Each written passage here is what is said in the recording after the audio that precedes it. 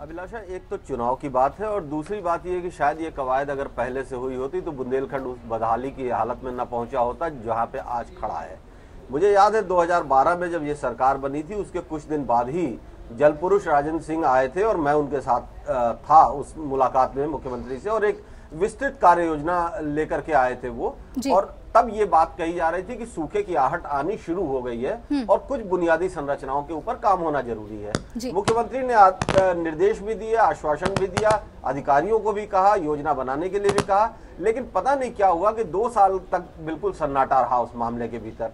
उसके बाद जब बुंदेलखंड की पिछले साल हालत और खराब हुई इन्हीं गर्मियों के भीतर, फिर उनसे बात हुई, उन्होंने अपनी सदिच्छा जाहिर की, उन्होंने बहुत इत्मीनान से बताया कि इन नदी को हम ऐसे करेंगे, यहाँ पर ऐसे करेंगे, लेकिन फिर कुछ हुआ कि साल भर चीजें लटक गई। और अब जब इस सरकार का ये आखिरी साल है, ताबड़तोड़ शिलान्यास और उद्घाटन हो रहे हैं।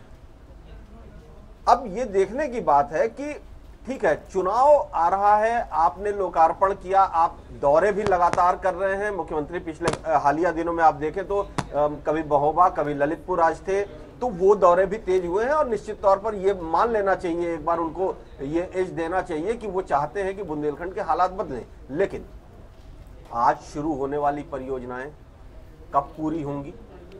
हम कुछ दिन पहले भी यही बात कर रहे थे कि ये तात्कालिक राहत और पेंशन और दूसरी चीजें ये वो राहत नहीं दे सकती बुंदेलखंड में। एक जो बड़ी मिसिंग बात है, बुंदेलखंड में जितनी भी योजनाएं शुरू हुई हैं सब इरिगेशन के कंस्ट्रक्शन से रिलेटेड योजनाएं हैं।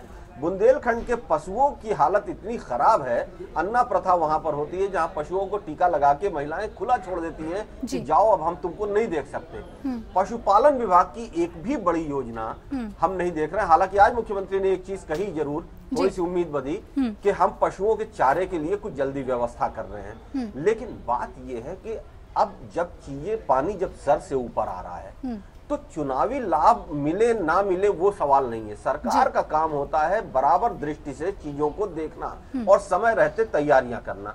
अब सही आपने कहा कि अब जब वो कवायद तेज हो रही है तो हर आदमी जोड़ेगा कि ये चुनावी साल है और चुनावी तैयारियों का ये है कि हम दिखाना चाहते हैं कि हम कितने इस मसले पे संवेदनशील हैं। कहीं उनकी सदिच्छा जो बातों में झलकी वो कार्य रूप में नहीं आ पाई, उसके लिए मशीनरी जिम्मेदार है और जाहिर सी बात है सरकार के मुखिया होने के नाते खुद मुख्यमंत्री को इसकी जिम्मेदारी लेनी तो पड़ेगी। बिल्कुल।